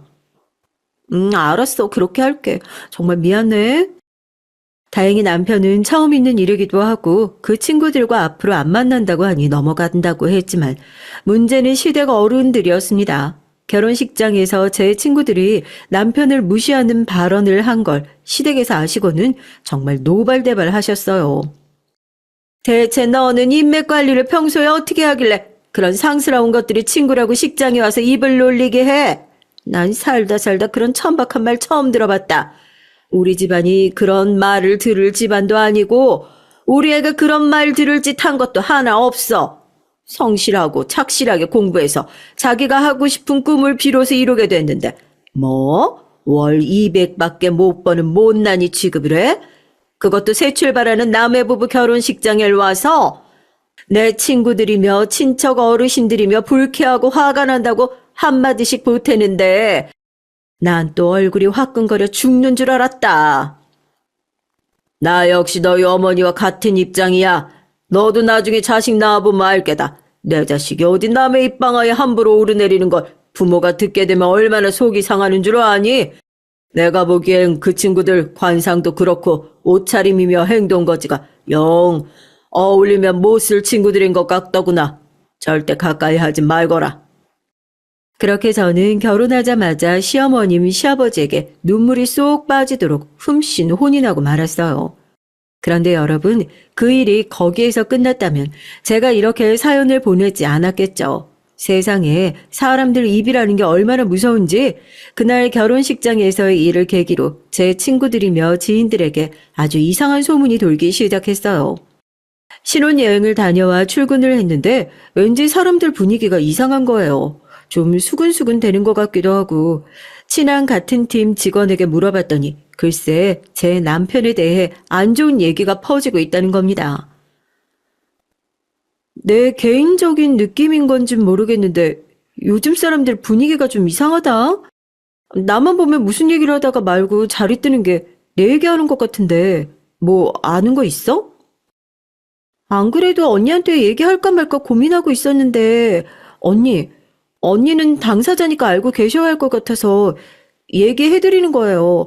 언니 결혼식 이후로 사람들이 자꾸 언니 뒷얘기들을 하는 것 같아요. 특히 언니 남편분에 대해서 말이 아주 많아요. 어? 우리 남편? 대체 무슨 얘긴데? 언니가 모자라도 한참 모자란 결혼했다는 거예요. 남자네는 집이 찢어지게 가난한 데다가 대학 나와서도 정신 못 차리고 게임 중독에 술 중독에 그나마 언니가 학원비며 생활비 다 대줘가며 뒷바라지에서 구급 공무원 만들어서 결혼한 거라고요. 친정 부모님이랑 친구들도 그 결혼을 결사 반대했는데 언니가 그 남자한테 너무 푹 빠져가지고 앞으로 고생길이 훤한데 스스로 뛰어든 결혼이라고 말들이 많더라고요. 어머, 그런 얘기들을 해? 미쳤나 봐. 그거 다 사실 아니야. 내가 그런 결혼을 왜 해? 네, 저도 그렇게 생각하고 또 그런 얘기하는 직원들한테 아니라고 설명했는데요. 당사자가 아니다 보니까 별로 믿지도 않는 눈치더라고요. 언니가 한번 나서서 해명을 해주는 게 좋지 않을까요? 말 같지도 않은 소문이라서 해명하기도 궁색하네. 알겠어. 내가 조만간 자리 한번 만들어 볼게. 저희 시댁이 찢어지게 가난하다뇨. 정말 말도 안 되는 얘기입니다. 제 입으로 말하기 민망하고 자랑질 같아서 굳이 나서서 떠벌리진 않았지만 저희 시댁이요. 우리나라에서 알아주는 자산가에 속해요. 우리나라에서 내노라 하는 금융권에 종사하신 분이 저희 시아버님의 아버지예요. 아버님도 대대로 금융권에 종사하고 계시고요. 게다가 아버님은 외국까지 유학을 다녀오신 재원이고요. 어머님도 국내 유수의 선박회사의 딸이고요. 남편 형들 모두 다 MBA를 마쳤고 박사 학위들은 기본으로 가지고 계세요. 지금은 인터넷에 이름만 검색해도 결과가 나오는 인재들이죠. 그런 집안의 막내 아들이 웬 구급 공무원이냐고요? 사실 저희 아버님 생전의 큰 소원 중 하나가 언젠가 공천이 되어 정치 활동을 하는 거예요. 저희 시댁이 돈은 무지무지하게 많아서 이제 바랄 것도 없으니 슬슬 명예를 얻는 쪽으로 눈을 돌리시는 거죠. 그러다 보니 언젠가 국회의원이 되기 전에 집안에 공무원 자식 한 명쯤은 있어야 정치 행보를 펼치기에 있어 조금 더 수월할 것 같다고 아버님께서 생각하시고 먼저 제안을 하신 거예요. 남편도 지금은 공무원이지만 차근차근 단계를 밟아 정말 나라에 큰 결정을 하는 요직을 차지하고자 마음을 먹고 있고요. 혹시라도 뒷말이 나올까봐 일부러 9급부터 시작하긴 했지만 아버님의 재력에 어머님 집안의 인맥까지 힘입으면 7급, 5급, 사무관까지는 깔아놓은 꽃길 그대로 밟고 가는 거나 다름이 없는데 이런 얘기를 들으니까 참 기가 막히더라고요. 나서서 해명을 해야 하긴 했는데 그렇다고 제 입으로 설명을 하자니 듣지도 않을 것 같고 들어봤자 믿지도 않을 것 같고요. 게다가 정말 유치하잖아요. 여러분, 사실 저는 시댁의 엄청난 부자고요. 나중에 우리나라에서 내노라 하는 큰 인물이 될 사람의 와이프입니다. 라고 떠들고 다닐 수도 없잖아요. 그래서 전 결심했습니다. 헛소문을 낸 근원인 저희 동창 친구들과 회사에서 말 많기로 소문난 여직원들을 불러 직접 눈으로 보여주기로 했어요. 저희 시댁의 엄청난 재력을요. 그러기에 앞서 먼저 남편에게 양해를 구했습니다. 여보, 우리 다음 주나 다다음 주에 집들이 한번 할까? 집들이? 난 좋지. 좋은데 당신이 괜히 이런 큰 집에 사는 거 자랑하는 것 같아서 좀 그렇다고 집들이는 안 하고 싶다고 했었잖아. 왜 갑자기 마음이 바뀌었어? 사실 결혼식 때 대학 동기들이 떠들어댄 것 때문에 이상한 소문이 도는 것 같아. 회사에도 그렇고 대학 동창들 사이에서도 그렇고. 글쎄 사람들이 뭐라는 줄 알아? 우리 부부가 바보 온돌과 평강공주래. 자기 집이 찢어지게 가난하고 자기는 빈둥빈둥 놀고 먹길 좋아하는 한량의 백수인데 내가 뼈 빠지게 뒷바라지에서 만든 게 고작 9급 공무원이라는 소문이 돌더라니까. 뭐? 아, 그것도 자기 대학 동기들이 낸 소문 아니야? 이것들을 그냥... 뭐 걔네가 결혼식 때 벌인 행패 때문에 퍼진 말들이니까 근본적인 원인은 걔네들 맞지. 그러니까 자기야, 나 지고는 못 사는 성격인 거 알지? 아무래도 본때를 보여줘야겠어. 다음 주에 아예 걔네들 초대해서 성대하게 집들이 하면서 입이 떡 벌어지게 만들어버리는 거야. 그 잘났다는 의사 남편, 부자 남편도 초대해서 말이야. 아, 그래. 무슨 의도인지 알겠다. 그러니까 나 9급 공무원이라고 무시하고 자기 깔보던 친구들한테 한번 크게 매운맛을 보여주고 싶다는 거지? 마지막으로 한 번만 그렇게 하면 안 될까? 내 그것들 다시는 헛소리 퍼뜨리고 다니지 못하게 코를 납작하게 만들어주고 다시는 상정도 하지 않을게. 부탁이야, 여보. 그래, 여자들의 기싸움이라니. 나도 왠지 흥미진진해지는데? 당신이 원하는 대로 준비하고 친구들한테 보여줘봐. 난 무조건 당신 편만 들고 당신이 하라는 대로 장단 맞춰줄게. 왠지 남편도 신이 나는 것 같더라고요. 제가 말했죠. 역시 남편과 저는 죽이 참 잘 맞는다니까요. 그렇게 저는 대학 동기 사총사에게 연락을 돌리기 시작했습니다. 먼저 제일 우두머리급인 애가 움직여야 나머지 애들도 따라올 것 같아서 그 친구에게 전화를 걸었어요. 오랜만이야. 혹시 다음 주 토요일에 시간 돼? 내가 너네한테 그때 그렇게 화를 내고 돌아선 게 너무 미안하기도 하고 그 와중에 결혼식까지 와준 게 고맙기도 하고 그래서 자리를 한번 마련하려고 하는데 네가 웬일이야? 평생 절대 다시 안 볼 것처럼 하더니 에이, 내가 미안해. 그래도 대학 때 너네가 나 진짜 많이 챙겨줬잖아. 결혼하고 보니까 그래도 니네밖에 없다 싶어서. 그때 남편이랑 같이 와. 우리 남편이 우리 사총사들 남편 중에서 제일 어린 거 알지? 형님으로 모시겠대. 다들 친해지면 부부 동반으로 가끔 모이고 하면 좋잖아. 그래? 형님으로? 알았어. 한번 생각해 볼게. 저렇게 얘기하는 건 거의 반쯤 넘어왔다는 소리거든요. 다른 친구들에게도 신속히 연락을 돌렸죠. 약간의 이간질은 덤으로 하고요. 너희 혹시 내 결혼식 때 화장실에서 너네끼리 싸웠어? 무슨 소리야? 아니, 내 회사 후배가 화장실에 있다가 들었는데 뭐가 마음에 안 드는지 애들이 네 욕을 정말 살벌하게 하더래. 결혼식도 못 올리고 사는 애라 이런 데 오면 좀 표정이 구리다든지 애는 좀 떼놓고 오지 이런 날도 데리고 와서 구질구질해서 못 다니겠다든지 딱 들어보니까 네 얘기하는 것 같은데 아 이렇게까지 애기하는 걸 보면 너네가 크게 싸워서 그런 거 아닌가 걱정이 돼서. 뭐? 그거 내 얘기하는 거 맞는 것 같은데? 그러고 보니까 걔네들끼리 화장실 간다고 다녀오긴 했어. 아, 난 주차장에서 차 시동 걸고 있었고. 근데 이것들을 그냥. 아우, 화내지 마. 원래 뒤에서는 나라님도 욕한다잖아. 너네끼리 내 욕도 많이 하잖아. 다 그런 거지 뭐. 안 그래도 다음 주에 우리 집들이 하려고 했거든? 그때 걔네도 온다는데 너도 올래? 다 같이 오해도 풀고 재밌는 시간 보내자. 다른 친구들에게도 마찬가지로 연락을 돌렸습니다. 다음 주에 우리 집 집들이 할게. 놀러와. 너네 집이 어딘데? 한남동에 새로 생긴 펜트하우스 알지? 거기 맨 꼭대기층으로 오면 돼. 뭐?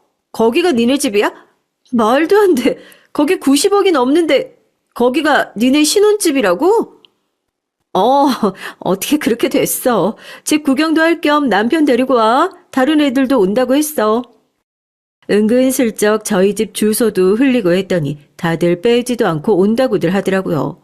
그렇게 저는 대학 동창 사총사를 집들이에 초대했습니다. 걔네 남편들도 같이요. 초장부터 기선제압을 싹 해야겠죠? 저는 드라마의 우아한 사모님이 입을 법한 롱드레스를 홈웨어로 입고 친구들을 맞이했어요. 아침부터 얼마나 바빴다고요. 샵에 가서 머리하고 메이크업도 받았는걸요. 남편도 마찬가지였습니다.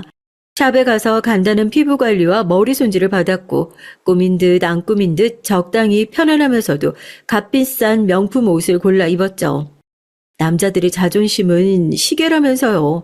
친구 남편들이 오면 악수를 하면서 자연스럽게 시계가 드러나게 될 텐데 그에 대비해서 우리나라에 딱 한 개만 들어왔다는 수억짜리 시계를 차기도 했고요. 드디어 초인종이 울리고 친구들이 하나 둘씩 들어오기 시작했어요. 다들 나름 어깨에 힘도 줬더라고요. 친구의 의사 남편은 몇 가닥 남지도 않은 머리를 한 올 한 올 정성스럽게 빗고 오기도 했어요. 차례로 고급 와인이며 과일 바구니를 선물로 가져와 내밀더라고요. 처음 뵙겠습니다. 아유, 이렇게 좋은 집에 초대까지 해주시다니 정말 감사합니다. 듣던 대로 미인이신데요. 과찬이세요. 감사합니다. 이거 저 주려고 가져오신 선물이신가요? 네, 빈손으로 오긴 뭐해서 약수하지만 준비했습니다. 너무너무 감사해요. 얼른 들어와서 앉으세요. 사람들은 현관에서 끝없이 이어진 복도를 통해 거실로 들어서자 그야말로 눈이 휘둥그레진 모습이었어요. 집이 크고 호화로워도 정도껏이어야죠. 마음대로 구경을 하게 내버려 두고 전 일하는 아주머니를 불러 가져온 선물들을 줘버렸어요. 아줌마, 여기 와인이랑 과일들 이따가 퇴근할 때 가져가시게 차에 실어두세요. 저흰 이런 거 잘 안 먹는 거 아시죠? 가져가셔서 친구분들께 선물하시거나 아주머니 입맛에 맞으시면 아주머니께서 드시든가요. 아유, 이런 귀한 걸 매번 감사합니다. 사모님 잘 먹겠습니다. 친구들은 벙찐 표정이었어요. 애써 장만해온 선물을 면전에서 일하는 아주머니에게 줘버리다니 기분이 나쁘기도 했겠죠. 뭐 어떤가요? 일부러 무시하려고 대놓고 한 행동이었는데요. 분위기를 바꿔보고 싶었는지 다른 친구의 남편이 말문을 열었습니다. 저희와 학교를 같이 다녔던 선배였죠. 야, 너 출세했다. 우리 같이 대학 다닐 땐 네가 이런 집에서 살 거라고는 상상도 못했었는데 어떻게 이렇게 으리으리한 집에서 살게 된 거야? 사실 좀 민망해서 말 안 했는데 우리 시댁이 원체 부자셔서 이렇게 신혼집도 좋은 곳으로 지원해 주셨어. 나는 애들 말처럼 30평대 브랜드 아파트에서 검소하게 시작하고 싶었는데 어머님이 얼마나 만류하시든지. 사실 남편 혼자 자취하던 집도 40평이 넘었었거든. 그런 데서 혼자 살다가 나까지 들어와서 살면 얼마나 갑갑하겠어. 이래저래 큰 집으로 구한 거지. 앞으로 애도 낳아야 할 테고. 그리고 여기가 결정적으로 우리 회사랑 진짜 가깝다? 차로 한 10분밖에 안 걸려. 여러모로 시댁 어른들이 나 참 배려 많이 해주신 거야. 친구 남편들은 집 여기저기를 둘러보며 감탄사를 내뱉고 고개를 끄덕이며 제 얘기를 경청하는데 제 친구들이요? 어쩐지 배가 엄청나게 아픈 표정이더라고요. 똥 씹은 얼굴로 앉아있던 한 친구가 문득 생각난 듯 질문을 던졌습니다. 근데 너희 남편 9급 공무원이라고 하지 않았나? 난 당최 이해가 안 되네. 이런 부잣집 아드님께서 9급 공무원이라니 사업이나 뭐 다른 걸 해도 되지 않나? 맞아. 나도 그게 좀 의문이네. 우리 남편처럼 사업을 좀 해보는 건 어떠세요? 집에서 뭐든 지원을 빵빵하게 해주실 것 같은데. 저희 남편 월에 2천만 원도 더 벌어요. 얘들이 또 아무것도 모르는 섭섭한 소리들을 하네. 안 그래도 너네가 결혼식 때 9급 공무원 월급이 200만 원이니 뭐니 떠드는 바람에 내가 얼마나 곤란했는지 알아? 시부모님께 그런 천박한 말 하는 친구들이랑 어울리지도 말라고 처음으로 크게 혼나기도 했어. 사실 우리 남편 나중에 정치할 거야. 그래서 9급 공무원부터 시작하는 거고. 그 전에 아버님도 공천 받으려고 준비 중이셔서 선거운동하러 다니실 때 옆에 공무원 아들이 든든하게 지원 자격해드리면 좋을 것 같아서 이희가 선택한 직업이 공무원인 거야. 어머, 얘 좀 봐. 정치는 아무나 하니? 정치인이래. 요즘 들은 말 중에 제일 웃긴다. 아니, 남편분이 말해보세요. 진심이세요? 친구는 제 얘기를 듣더니 막 비웃으면서 남편에게 화살을 돌리더라고요.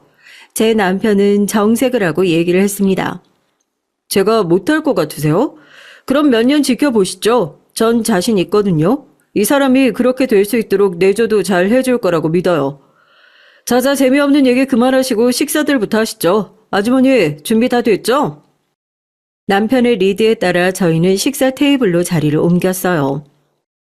오늘 요리는 코스로 준비했어. 차려놓고 먹는 거보단 바로바로 아주머니들이 속도 맞춰서 준비해 주실 거야.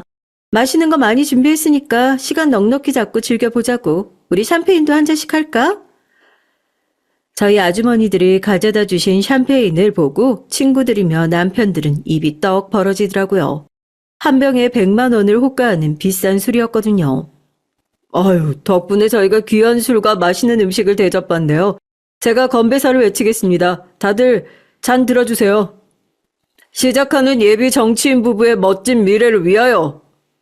그렇게 술잔을 한 잔, 두 잔 기울이다 보니 다들 술이 제법들 취했더라고요. 저도 좀 취기가 올라왔고요. 그런데 웃긴 게 뭐였는지 아세요? 제 부자 남편에 대해 알기 전에는 그렇게 저를 무시하고 깎아내리던 애들이 이 집에 초대를 하고 기가 팍 꺾이자 이제는 다른 친구들을 표적으로 삼아서 막 무시를 하고 그러는 거예요. 아우, 대낮부터 샴페인을 마셨더니 좀 취하네. 야, 너 거실로 가서 내 가방 좀 가져와봐. 화장 좀 고쳐야겠어. 야, 넌 손이 없니 발이 없니? 네 가방 네가 가지고 와. 왜 뜬금없이 나를 시켜? 뭐? 아니 가져오라면 가져올 것이지 무슨 말이 이렇게 많아. 내 가방 가져오는 김에 네 가방도 좀 가져와서 거울 좀 봐봐. 너 이빨에 뭐 꼈어. 이게 보자보자니까 사사건건 날 무시하네. 야, 너네가 평소에 나 무시하는 거 내가 모를 줄 알아? 안 그래도 내가 오늘 따지려는 것도 있었어. 너네 얘 결혼식 날 화장실에서 내 욕했다며? 내가 식도 못 올리고 애 데리고 다니면서 구질구질하게 하고 다닌다고 그렇게 내 뒷담화를 깠다며. 니네가 그러고도 친구냐? 막 그러면서 자기네끼리 싸우기 시작하는 겁니다. 급기야 친구들의 싸움은 남편들의 싸움으로까지 번지기 시작했어요. 뭐? 이게 말이 사실이야? 너네 정말 그렇게 얘기했어? 틀린 말도 아니잖아요. 오빠가 애 졸업하기 전에 임신시켜서 얼마나 고생을 많이 시켰어요? 쟤도 이런 집에 시집왔으면 고생 하나 모르고 살았을 애예요. 그런데 지금 봐봐요. 애 키우고 살림하고 돈까지 버느라 지금 우리 중에 제일 늙고 아줌마 같잖아요. 이게 다 오빠 때문인데 어디서 콘소리예요? 뭐라고? 이년들이 말이면 다인 줄 알아. 아니 이보세요. 2년이라니요. 그래도 남의 와이프인데 2년 전년 하는 건 좀 말들이 심한 거 아닌가요? 그렇게 식사 자리는 막 싸움이 나서 아수라장이 되어가지고 있는데 일하시는 아주머니가 혼비백산을 하셔서 호들갑을 떨면서 와서 말을 하기 시작했습니다. 사모님, 아유, 드레스룸에 있던 목걸이가 없어진 것 같아요. 아까 깨끗이 닦아달라고 하셔서 닦으러 갔는데 아무리 찾아봐도 없어요. 아, 분명 1시간 전에 저한테 얘기하실 때까지만 해도 있었는데. 네? 아, 그 다이아 목걸이 말이에요? 나 큰일이네. 그게 얼마짜린데? 제가 이런 말씀 드려도 되는지 모르겠지만, 저 친구분들이 좀 수상한데, 혹시 가방 좀 잠시 확인해봐도 될까요? 아주머니가 난데없이 지목한 친구는 의사 남편을 둔 친구였습니다. 그 친구는 얼굴이 순식간에 빨개지면서 발끈해서 소리를 빽 질렀어요. 어머, 이 아줌마 미친 거 아니야? 지금 내가 그 목걸이를 훔쳤다는 거예요? 나 아니에요. 정말 기분 나빠서 더는 못 있겠네. 야, 너 돈 좀 있는 남편 만났다고 이렇게 돌변해서 사람 무시하는 거 아니야. 너 자랑질 지금까지 참고 들어주느라 힘들었는데 이런 도둑 취급까지 하다니 더는 못 참겠다. 여보, 가요. 나 집에 갈게. 막 화를 내면서 자리에서 일어나려는 친구를 아주머니가 막아 세웠습니다. 그리고 친구의 가방을 낚아채서 탈탈 털어버리는 거예요. 그런데 그 순간 찰그랑 소리를 내면서 대리석 바닥에 떨어진 것은 다름 아닌 제 목걸이였습니다. 어머, 이거 내 목걸이잖아. 헉, 이게 왜 여기 들어가 있어? 야, 나 아니야. 내가 훔친 거 아니라고. 사실 그 친구는 대학 때부터 안 좋은 손버릇이 있었던 걸 저는 알고 있었어요. 없이 살았던 것도 아닌데 은근히 어딜 가나 뭘 훔치기를 좋아하더라고요. 그게 약간 스트레스를 해소하는 하나의 방법 같기도 했고요. 워낙 무력이 많기도 많은 애고요. 그런 애라는 걸 미리부터 알고 있어서 제가 일부러 화장실에 그 친구의 눈에 잘 보이는 데다가 그 목걸이를 놓아둔 겁니다. 손을 씻으러 갔다가 그 목걸이를 받겠고 훔치지 않고서는 참을 수가 없었겠죠. 그러고서는 이렇게 친구들이며 남편 앞에서 개망신을 당하게 된 거예요. 아니, 남편분 병원이 잘 안 되시나 봐요. 저는 제 결혼식에서 제 공무원 월급 가지고 그렇게 무시를 하시길래 남편분이 원체 돈을 잘 버시는 줄 알았는데 이렇게 친구 집에 와서 뭘 훔치기까지 하는 거라면 얼마나 궁핍한 생활을 하시는 거예요? 그치만 이건 범죄입니다. 그 목걸이가 얼마짜린 줄 아세요? 1억이 넘는 건데 경찰에 신고를 해야겠네요. 그거 말고도 또 훔쳐서 옷 속에 집어넣으셨는지 저희가 수색을 해볼 수도 없고 당장 경찰 부를게요. 경찰을 부른다는 말에 그 친구는 사색이 돼서 막 빌기 시작하더라고요. 제가 큰 실수를 했어요. 정말 죄송해요. 술이 좀 많이 취했나 봐요. 제가 한눈에 보기에 고가의 다이아가 박힌 목걸이라 그걸 화장실 같은데 막 두면 안 될 것 같아서 나오면서 가져다 주려던 걸 가방에 넣고 까먹은 거예요. 죄송해요. 근데 맹세코 이것 말고 손댄 거 없어요. 정말이에요. 사과할게 그것뿐이야. 그동안 사사건건 나 무시한 거 결혼식에서 작정하고 공무원 월급 들먹인 것도 당장 사과해. 그래, 내가 다 미안해. 잘못했어. 다신 안 그럴게. 그렇게 망신이란 망신은 다 당하고 번갈아 가면서 사죄를 마친 후에야 친구들은 집으로 돌아갔습니다. 참 사람이란 게 간사하죠. 제 남편과 제가 그런 으리으리한 집에서 부자로 사는 걸 알자마자 애들은 그렇게 전화를 걸어 돈을 빌려달라고 하더라고요. 어느 날은 의사 남편을 둔 친구가 전화를 걸어와서 친한 척을 하면서 막 급전이 필요하다는 거예요. 있지, 나 급하게 1,000만 원만 빌려줄 수 있을까? 은행 이자료에서 빌려주면 정말 고맙겠어. 왜? 무슨 일인데? 사우나 갔다가 나도 모르게 다른 사람 가방에 또 손을 대버렸어. 근데 그게 일이 커져서 그쪽에서 나를 고소한다고 난리도 아니야. 하나밖에 없는 엄마 유품이었다나 뭐라나. 난 그것도 모르고 집에 가는 길에 지하철 어디 쓰레기통에 버려버렸거든. 합의금을 줘야 되는데 남편 알면 나 정말 죽어. 이혼감이야. 한 번만 더 뭐 훔치다가 걸리면 가만히 안 둔다고 했었거든. 주변에 이렇게 큰 돈 바로 빌려줄 수 있는 사람은 너밖에 없어서 그래. 나 좀 도와주면 안 될까? 도와주긴 뭘 도와줍니까? 이참에 남편한테 호되게 욕을 얻어먹든 유치장 신세를 지든 해서 그놈의 도벽을 좀 고쳤으면 하는 바람에서 깔끔하게 거절을 해버렸어요. 이런 게 참 우정이죠. 그러고 며칠 후에는 부자 남편을 둔 친구가 연락을 해왔지 뭐예요. 우리 남편이 이번에는 베트남에서 사업을 해보려고 하거든. 그쪽에서 커피 체인점을 하면 그게 그렇게 승산이 있대. 혹시 너희 시댁에서 투자금을 좀 융통할 수 있을까? 지분 설정은 확실하게 할게. 너네 시댁도 커피 체인점 주주가 되는 거야. 혹시 아니? 잘 되면 막 전 세계로 뻗어나갈지? 그리고 말이 나와서 하는 얘긴데 혹시 너희 시댁 분들 중에서 베트남 쪽으로 인맥 있는 사람 없니? 당연히 있고 말고요. 저희 시어머님의 외조카가 여러 나라에서 외교관 일을 하는걸요. 베트남에서도 몇 년 주재원으로 있었다고 들었는데 그분을 통하면 고급 인맥과도 연이 닿을 수 있겠죠. 그러나 그것도 깔끔하게 거절하고 알려주지 않았습니다. 네 부자 남편 자랑을 그렇게 하더니 아니 왜 사업이 요새 어려워? 근데 우리 남편은 사업 쪽에는 원체 관심이 없어서 미안한데 도와주긴 힘들겠다. 마지막 남은 친구도 몇 번 연락이 오긴 했어요. 야, 네가 보기에도 내가 아줌마 같아? 우리들 중에 제일 늙었어? 피부과 가서 주름이나 쫙 좀 펴볼까? 너 다니는 데 있어? 나도 같이 한번 데려가 주라. 걔 의사 남편이 피부과 전문이라고 하지 않았나? 우리 거기로 가자. 거기서 크게 결제 한번 지르고 걔 기 확 죽여주는 거야. 어때? 생각만 해도 신난다. 제가 미쳤나요? 아까운 제 돈으로 남의 피부를 땡겨주고 남의 자존심까지 세워주게요. 그 친구에게도 단칼에 거절을 했더니 더 이상 그런 부탁을 하진 않더라고요. 돈이 좋긴 좋은 게 뭔지 아세요? 그렇게 친구들에게 모질게 단칼에 거절을 해도 애들은 저한테 잘 보이고 싶어 안달인 거예요. 지금 당장은 아니지만 언제라도 큰 돈이 필요할 때 손을 벌릴 비빌 언덕 같은 게 필요하다고 판단을 한 게 아닐까요?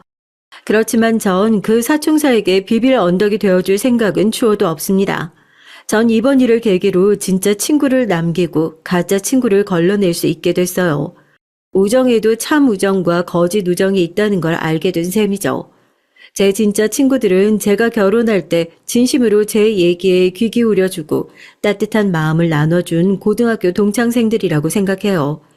실제로 정말 힘이 되고 있어요. 살면서 회사 일이 힘들 때, 남편과 다퉜을 때, 자식이 속을 상하게 할 때, 희로애락을 나누며 같이 울고 웃어줄 친구들임이 분명합니다. 그 친구들에게도 제 남편의 정체를 밝혔고 처음에는 굉장히 놀랐지만 전과 사이가 달라진 건 하나도 없어요.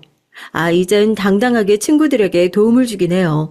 한 친구는 며칠 전에 급하게 전세보증금을 올려줘야 하는데 낼 돈이 없다기에 제가 큰 돈을 선뜻 조건 없이 빌려주기도 했어요. 그 친구도 정말 고마워하며 제가 필요 없다는데도 다달이 은행 이자에 얼마를 더 붙여서 제 통장에 넣어주고 있습니다. 다른 친구는 남편과 자영업을 하고 있는데요. 얼마 전까지 코로나 때문에 소상공인들이 참 많이 힘들었잖아요. 제 친구의 가게도 큰 타격을 입었었는데 그 친구를 위해서 그 가게 매출을 올려주려고 저도 무척 노력했어요. 제 친구들, 회사 사람들, 남편 인맥을 동원해서 손님이 끊이지 않게 했고 저 역시도 기회만 되면 그 식당에 가서 결제를 했고 가게 일도 돕고 그랬죠. 덕분에 어려운 와중에도 장사할 맛이 났다며 아직도 친구 부부는 저에게 참 고마워하고 있습니다. 앞으로 남은 인생도 저는 진짜 친구들과 진한 우정을 나누며 함께 늙어가고 싶어요. 여러분께서도 그런 친구들이 있으시죠? 지금이라도 늦지 않았습니다. 다른 친구들은 하루빨리 손절하시고 진짜 내 사람만을 곁에 두시는 것을 적극 추천합니다. 지금까지 제 얘기 들어주셔서 정말 감사합니다.